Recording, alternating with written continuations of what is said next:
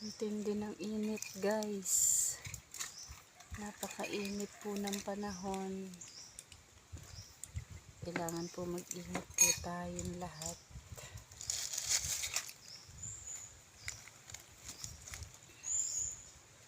Sobrang tindi po ng init. Naalala ko tuloy yung pagka ganyan mainit yung panahon.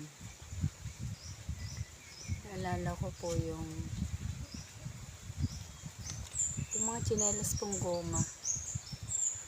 Yung mga nabibiling tsinelas.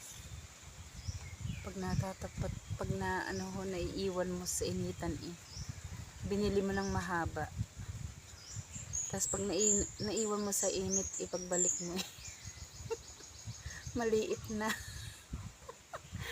Ano kayang tawag sa mga ganyang tsinelas? Parang goma.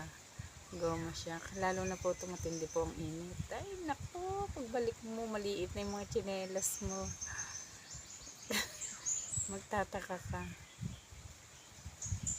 Lumiit na ng husto ngayon. Kaya ngayon, tindi na ng init.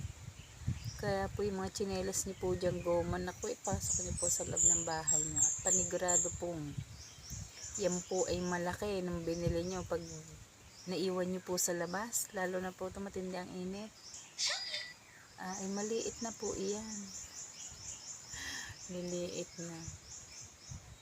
Kaya nakakatuwa yung yung mga bumibili ng ganun. Tapos may initan po. Tataka sila. Ang haba daw po nung binili nila. Nung nainitan na, lumiit na. Kalahati na lang ng paa nila. Ay, nako.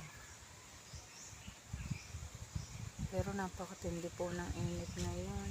Grabe po, mag-ingat po tayong lahat.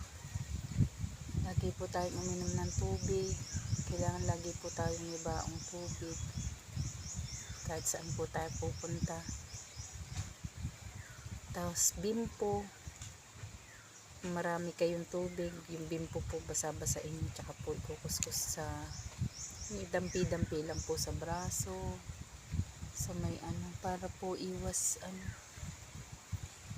high blood, iwas po sa atake ng high blood, lalo na po tumiinit ang panahon. Kaya dito kami sa may kami sa may ilalim ng puno para presko. Para presko siya.